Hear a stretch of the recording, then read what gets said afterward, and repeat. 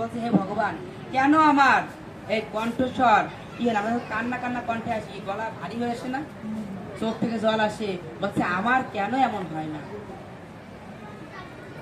এখন বলছে যুগাইতং নিমেষেন চক্ষুষা প্রাবিশায়িতম শূন্যায়িতং জগৎ সর্বং গোবিন্দ বিরহ। কেন আমার এই গোবিন্দর বিরহে কেন এক মুহূর্তকে যুগের মতো মনে হয় না? এই গানে গায় না, জাগতিক গানে, কতদিন দেখি না তোমার, না তাহলে আমাদের কেন এটা মনে হয় না যে ভগবান আমি তোমায় কতদিন দেখি?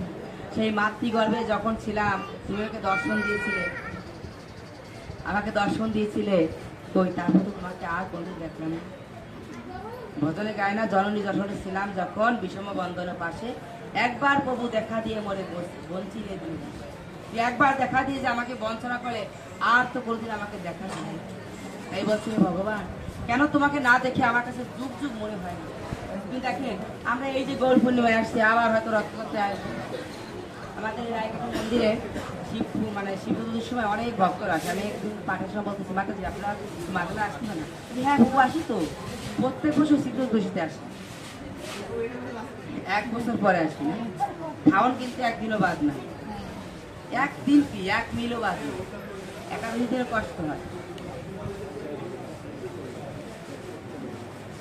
কেন মনে হয় না ভগবান তোমার কতদিন দেখি না? আমাদের পালপাড়া অনেক মাতা দিলে বউরা প্রতিদিন আসে একাধিকবার, ভগবানকে তাকে দেখতে কত ভালো লাগে, বারবার কেমন তাকাতে ইচ্ছে করে, কিন্তু আমরা কি সেইভাবে কখনো তাকাই? কে যেন বলছিল আমার মনে নাই, কিন্তু ভগবান একটা ছেলে একটা মেয়েকে দেখতে যেমন তার হৃদয়টা কম্পন শুরু হয়, তোমাকে দেখে আমার এমন হয় না। তাহলে আমাদের মানুষকে দেখলে ভালো লাগে, দেখেন এই মানুষগুলোকে দেখলে আমার জীবন চলে যায়, কিন্তু এই ভগবান কোনোদিন আমাকে ছেড়ে, তাহলে সেই বান্ধবকে আমি কেন যাও।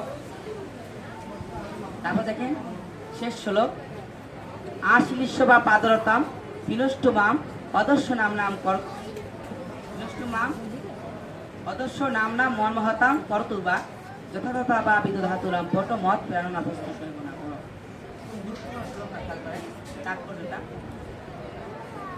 বলছে হে পাদরতা দাস, হে এই পাদরতা দাসীকে কৃষ্ণ আলিঙ্গন পূর্বক পেষণ করুন অথবা অদর্শন দ্বারা মর্মাহতই করুন, তিনি লম্পট পুরুষ আমার সঙ্গে যে রকম আচরণই করুন না কেন তিনি সর্বদা আমারই প্রাণ। হে ভগবান তুমি তো আমাকে পা দিয়ে পিছিয়ে ফেলো, তুমি তো আমাকে লম্পট পুরুষের মতো আচরণ করো, তবু তুমি আমার প্রাণনাথ চিনতে পারেন।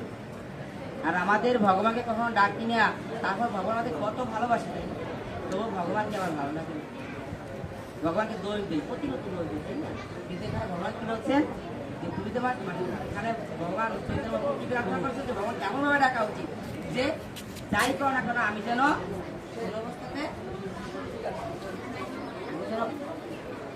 আমি যেন কোনো অবস্থাতে, এখন একটু খেয়াল করেন সবাই উপলব্ধি করেন, কারণ আপনার মনে খবরটা আপনি জানেন আসলে কি আমরা প্রকৃত ভগবানকে ভালোবাসতে পেরেছি?